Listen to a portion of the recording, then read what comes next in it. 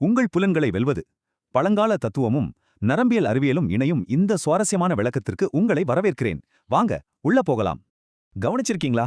தொடர்ந்து mobile screen பயன்படுத்துற நம்ம டிஜிட்டல் வாழ்க்கையில நாம ஏன் இவ்ளோ சோர்வா ஃபீல் பண்றோம்? இதுக்கு விட உயர்காந்தம். வேதாத்ரி மகரிஷி சொல்றபடி சுழலும் துகள்களால் உருவாகும் இதுதான் நம்ம உடம்போட அடிப்படை பேட்டரி. இங்கே முக்கியமான விஷயம் என்னன்னா, நம்ம 5 புலன்களுமே இந்த எனர்ஜியை லீக் பண்ற பெரிய ஓட்டைகள். ஆமாங்க, ஒவ்வொரு புலனும் நம்ம உயர் காந்தத்தை வெளியே தள்ளுது. இது நம்ம பிசிக்கல் எனர்ஜியை அப்படியே உறிஞ்சிருது. சரி, இந்த எனர்ஜி லீக்க எப்படி அடைக்கிறது? இதுக்கான பெஸ்ட் பயாலஜிக்கல் ஹேக் தான் பஞ்சேந்திரிய தவம், அதாவது ஐம்புலன் தியானம். இத கவனிங்க. இந்த தியானம் பூமியில உயிரினங்கள் எப்படி பரிணாம வளர்ச்சி அடைஞ்சதோ அதே ஆர்டர்ல கரெக்டா டிசைன் செய்யப்பட்டிருக்கு. தொடு உணர்வுல ஆரம்பிச்சு கேட்டல் வரைக்கும் ஒவ்வொரு புலன்லையும் வரிசையா ஃபோக்கஸ் பண்ணி பூமியோட பரிணாம வரலாற்றை தியானம் பண்றவங்க கடந்து போறாங்க. புலன்கள் கண்ட்ரோல் இல்லாம போகும்போது ஸ்ட்ரெஸ்ஸை உருவாக்குற பீட்டா அலைகள் மூளையில எக்கச்சக்கமா ஸ்பைக் ஆகுது. இதான் சோர்வுக்கு காரணம். ஆனா சுவாரஸ்யமான விஷயம் என்னன்னா, புலன்களை அடக்கும்போது மூளை உடனே ரிலாக்ஸ் ஆகி அமைதியான ஆல்ஃபா அலைகளுக்கு மாறுது. செம்மல்ல? தியானம் இன்னும் ஆழமாகும்போது தீட்டா நிலைக்கு போறோம். அங்க மூளையோட நெகிழ்வுத்தன்மை அதிகமாயி ஆழமான கர்மா பதிவுகள்லாம் அழியுது.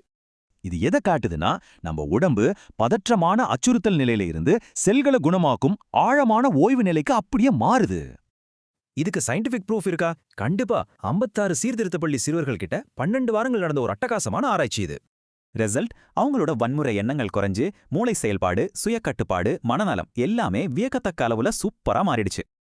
இந்த 60என்ற நம்பர் சென்னையில தைராய்டு பிரச்சனையால் பாதிக்கப்பட்ட 60 பெண்கள் கிட்ட நடந்த இன்னொரு சூப்பரான மெடிக்கல் ஸ்டடியை குறிக்குது. இந்த தியானம் அவங்களோட நாளமில்லா சுரப்பிகளை சீரமைச்சு மன அழுத்தம், பதற்றம், சோர்வை ரொம்பவே குறைச்சிருக்கு. நிஜமாவே இது ஆச்சரியம் தானே?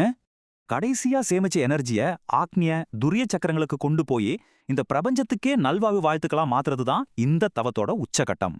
சிம்பிளா சொல்லணும்னா, புலன்களுக்கு அடிமையா இருக்கிறத விட்டுட்டு நம்ம மனசுக்கு நாமே எஜமானனா மாறுற ராஜயோக நிலைதான் இதோட ஃபைனல் கோல். சுவையொளி ஊறு ஓசை நாற்றமென் ஐந்தின் வகை தெரிவான் கட்டே உலகு. இந்த திருக்குறள் தான் இந்த பழமையான பிராக்டிஸோட ஸ்ட்ராங்கான பேஸ். இப்ப சொல்லுங்க, இன்னைக்கு உங்க புலன்கள் எதை நுகருது? உங்க எனர்ஜி எங்க லீக் ஆகுதுன்னு கொஞ்சம் ஆழமா யோசிச்சு பாருங்க.